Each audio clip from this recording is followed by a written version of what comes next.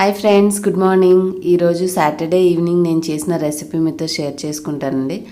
Saturday రోజు నేను prawns తీసుకొస్తే ప్రాన్స్ కర్రీ చేశాను, అలాగే రొయ్యల్ది బిర్యానీ కూడా చేశాను, ప్రాన్స్ బిర్యానీ. సో ఆ 2 రెసిపీస్ ఎలా చేసుకోవాలి వాళ్ళు చూసేసేద్దాం వ్లాగ్లో. చేసిన తర్వాత కర్రీ కొంచెం నేను వేసిన పీసెస్కి మసాలా కొంచెం స్పైసీగా అనిపించింది, but it is so tasty. So ఇంకేమాత్రం డిలే చేయకుండా ఇవాళ ఈ రెసిపీస్ ఎలా చేసుకోవాలో చూసేద్దాం.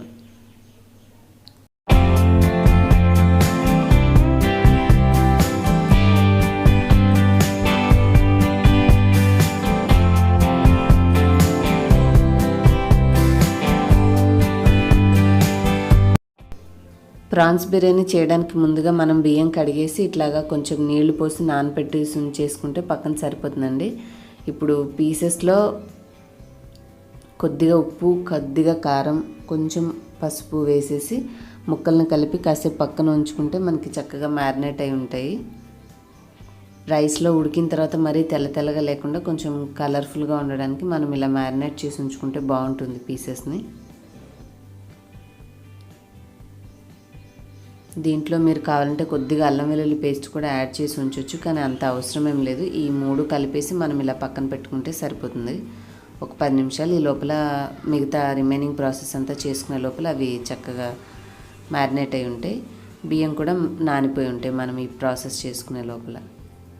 ఫస్ట్ ఆయిల్, కొంచెం నెయ్యి ఉంటే నెయ్యి కూడా యాడ్ చేసుకుని దాంట్లో బిర్యానీ మసాలా అన్నీ, చెక్క, లవంగ, యాలక, జాపత్రి, బిర్యానీ ఆకు ఇవన్నీ వేసేసుకొని కొంచెం ఒక అర నిమిషం వేయించుకోవాలి వాటిని.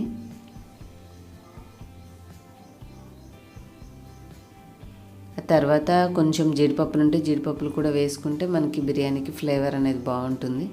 నేను కొన్ని జీడిపప్పు ఉంటే అవి కూడా యాడ్ చేశాను. ఇవి వేసిన తర్వాత మనము ఒక పెద్ద ఉల్లిపాయని తరిగేసి పెద్ద పెద్ద ముక్కలుగా కట్ చేసి ఉంచుకోవాలి. ఒక 2-3 పచ్చిమిర్చీలు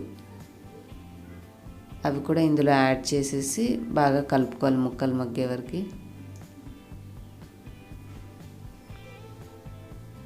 మంటని ఈ టైంలో మనం హై ఫ్లేమ్లోనే ఉంచితే కొంచెం ముక్కలు అనేవి త్వరగా మగ్గుతాయండి. చూసుకొని దగ్గరే ఉండి మనము ఇట్లాగా కొంచెం కలర్ మారిన తర్వాత ఒకసారి మళ్ళీ చక్కగా కలుపుకోవాలి.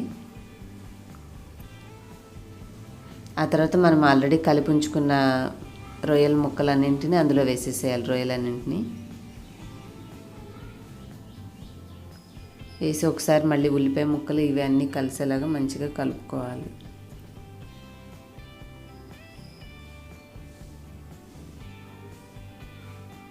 మనం ఈ కలిపేటప్పుడు ఫ్లేమ్ అనేది పెద్ద మంట మీద ఉంచితే కొంచెం త్వరగా హీట్ అనేది వచ్చి అవి మగ్గుతాయండి పీసెస్. సో ఫ్లేమ్ ఈ టైంలో ఇంకా హై ఫ్లేమ్లోనే ఉంచేసి ఇప్పుడు మంట కొంచెం తగ్గించుకొని మూత పెట్టేసి ఉంచాలి.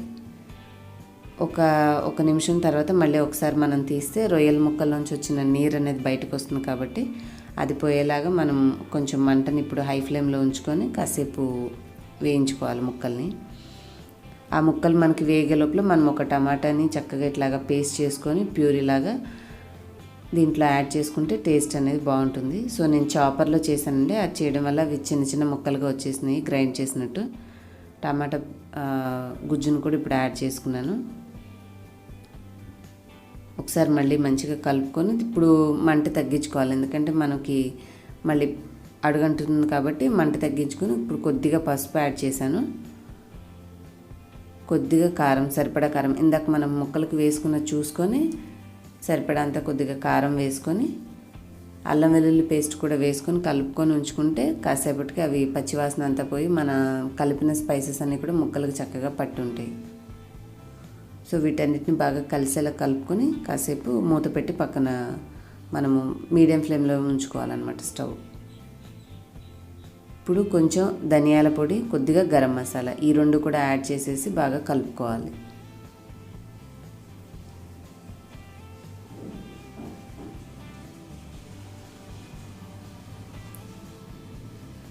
ఇప్పుడు కాసేపు మూత పెట్టేసి ఉంచేస్తే మనకి మొత్తం స్పైసెస్ అన్నీ కూడా ముక్కలకు మంచిగా పడతాయి కదండి. ఆ తర్వాత మనం ఎంత కొలత బియ్యం తీసుకున్నామో దానికి బిర్యానీ రైస్ అయితే 1 గ్లాస్కి గ్లాసున్నర నీళ్లు తీసుకోవాలి. నార్మల్ రైస్ అయితే గ్లాస్కి 2 గ్లాసుల నీళ్లు. నేను తీసుకున్న బియ్యాన్ని బట్టి కొలత చూసుకుని ఆ వాటర్ అనేది ఇందులో యాడ్ చేసేసాను. ఇప్పుడు మనము రుచికి చూసుకొని ఆ నీళ్ళకి సరిపడంత ఉప్పు ఉందా లేదా అనేసి టేస్ట్ చూసుకొని కాస్త సరిపడంత ఉప్పు కలుపుకోవాలి. ఒకసారి అన్నీ మంచిగా కలిపామంటే మనకి అంతా వాటర్లో చక్కగా కలిసిపోతుంది. తర్వాత ఇట్లా మరగడం స్టార్ట్ అయిన తర్వాత మనము అది పెద్ద గిన్నె అయితే స్టవ్ మీదే ఎసర్లోనే బియ్యం వేసేసి విడిగానే వండుకోవచ్చు. నేను రైస్ కుక్కర్లో వండుతాను కాబట్టి రైస్ కుక్కర్లో ఇప్పుడు మనము ఉడికించుకున్న వాటర్ అవన్నీ కూడా ఇందులో యాడ్ చేసేసి మనం ఆల్రెడీ కడిగి నానబెట్టుకున్న బియ్యాన్ని ఇందులో కలిపేసేసి చక్కగా ఆన్ చేసామంటే ఒక 25 to 30 మినిట్స్లో మనకి పర్ఫెక్ట్గా బిర్యానీ అనేది రెడీ అయిపోతుంది.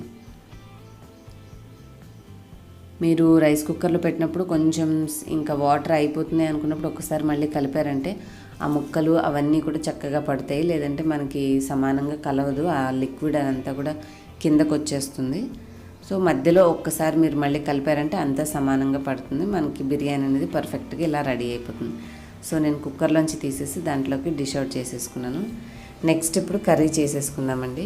ఇందాక తెచ్చిన ముక్కల్లోనే కొన్ని తీసి పక్కన పెట్టాను. వాటికి సరిపడినంత ఆయిల్ వేసుకొని ఇక్కడ కూడా మనం కర్రీలో కూడా కావాలంటే ఇందాకట్లాగా కొంచెం ముక్కల్ని మ్యారినేట్ చేసి ఉంచుకోవచ్చు, ఉప్పు పసుపు కారం వేసి. అంటే కూర కాబట్టి నేను అవసరం లేదని అవి మ్యారినేట్ ఏం చేయలేదు. ఇప్పుడు కొంచెం తరిగిన ఉల్లిపాయ ముక్కలు, కొద్దిగా పచ్చిమిర్చి యాడ్ చేసి ముక్కలు చక్కగా వేగే వరకు ఫ్రై చేసుకోవాలి. ఇప్పుడు ఉల్లిపాయ ముక్కలు వేగిన తర్వాత కొంచెం అల్లం వెల్లుల్లి పేస్ట్ వేసుకుని యాడ్ చేసుకోవాలి.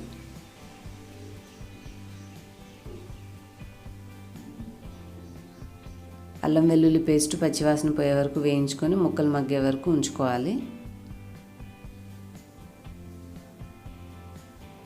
మనం ఇలా వేయించుకునేటప్పుడు స్టవ్ని మీడియం ఫ్లేమ్లోనే ఉంచుకోవాలండి. హై ఫ్లేమ్లో ఉంచితే మళ్ళీ ఆ అల్లం వెల్లుల్లి పేస్ట్ అనేది మాడిపోతుంది అడుగండి.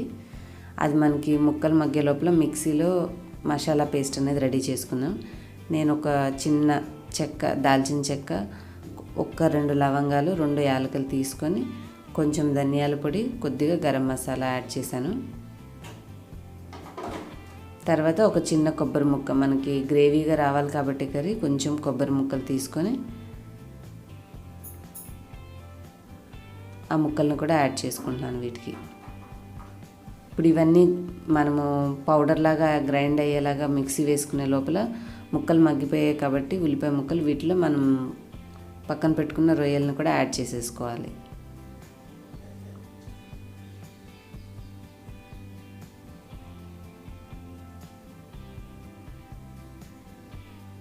ఇప్పుడు ఇందాక గ్రైండ్ చేసుకున్న పౌడర్ మిక్స్కి నేను ఒక ఉల్లిపాయ, ఒక టమాటా తీసుకొని అవి కూడా కలిపేసేసి యాడ్ చేసేసాను. మనకి ఇలాగా మసాలా పేస్ట్ అనేది రెడీ అవుతుంది యాడ్ చేసిన తర్వాత.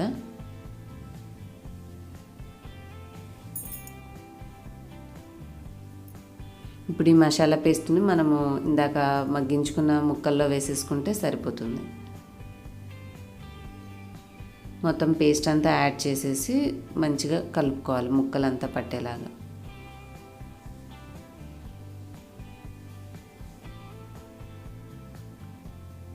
ఈ విధంగా ఒకసారి కలుపుకొని తర్వాత మనం ఇంకా కావాల్సిన రిమైనింగ్ ఐటమ్స్ అన్నీ కూడా యాడ్ చేసుకోవాలి. ఇప్పుడు కొద్దిగా పసుపు, కూరకు సరిపడంత మీరు వేసుకున్న క్వాంటిటీ కూర, ఇక్కడ నేను కొంచెం కూర చేస్తున్నాను కాబట్టి కొద్దిగా పసుపు వేసుకున్నాను. తర్వాత కొంచెం కారం, కర్రీకి సరిపడినంత కారం, నాన్ వెజ్ కాబట్టి కొంచెం ఎక్కువ పడుతుందండి, సో కొద్దిగా కారం వేసాను నేను. ఇవన్నీ మంచిగా కలిసిపోయేలాగా కలుపుకొని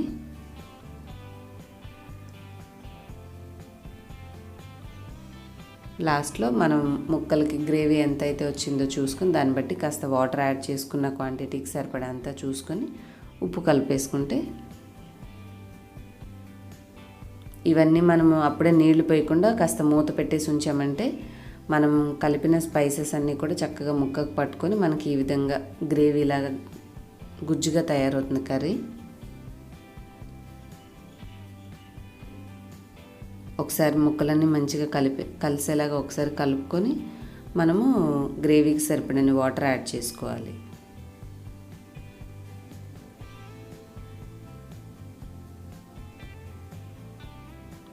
అప్పుడు కూర అనేది ముక్కలు కూడా చక్కగా మగ్గేసేసి మనకి గుజ్జు అనేది సరిపడా కూరకు వచ్చేస్తుంది. ఇప్పుడు మనం వేసిన స్పైసెస్ అన్ని కలిసేలాగా ఒకసారి ఆ వాటర్తో శుభ్రంగా కలిపేసుకొని మీడియం ఫ్లేమ్లో ఉంచేసి మూత పెట్టేసి ఉడికించుకుంటే చక్కగా మనకి ఒక 10 నిమిషాలు ఉడికించుకున్నామంటే కూర అనేది దగ్గర పడుతుంది. మీరు గుజ్జు ఎంతవరకు ఉంచుకోవాలి అనేది చూసుకొని దగ్గర పడిన తర్వాత ఆఫ్ చేసేసుకుంటే మనకి ఈ విధంగా పర్ఫెక్ట్గా కర్రీ అనేది రెడీ అయిపోతుంది. దించుకునే ముందు కొద్దిగా మనము గార్నిష్ చేసుకోవడానికి కాస్త కొత్తిమీరని కట్ చేసుకుని ఇందులో కర్రీలో కలుపుకుంటే కర్రీ అనేది రెడీ అయిపోతుంది. చివరిలో కొద్దిగా కొత్తిమీర వేసుకుందాం. ఇప్పుడు నేను బౌల్లోకి తీసేసానండి. కర్రీ అనేది రెడీ అయిపోయింది. చూసారు కదా ఎంతో టేస్టీగా ఉంటుంది. చక్క బిర్యానీకి మంచిగా పర్ఫెక్ట్ కాంబినేషన్ లాగా చాలా బాగుంది. మేము బాగా ఎంజాయ్ చేసాము. బిర్యానీ ప్లస్ రొయ్యల కూర. తప్పకుండా మీరు కూడా ట్రై చేయండి. ఈ వీడియో నచ్చితే ప్లీజ్ లైక్ చేసి షేర్ చేయండి. అలాగే నా ఛానల్ని మీరు కొత్తగా చూసేవారైతే మీకు స్క్రీన్ మీద రెడ్ కలర్ సబ్స్క్రైబ్ బటన్ ఉంటుంది, అది క్లిక్ చేసి పక్కన ఒక బెల్ వస్తుంది, అది కూడా క్లిక్ చేసి యాక్టివేట్ చేసుకుంటే నేను ఏ వీడియో అప్లోడ్ చేసినా మీకు నోటిఫికేషన్ ద్వారా తెలుస్తుంది. బిర్యానీ చూసారు కదండి, రెడీ అయిపోయింది. Thanks for watching. Bye bye.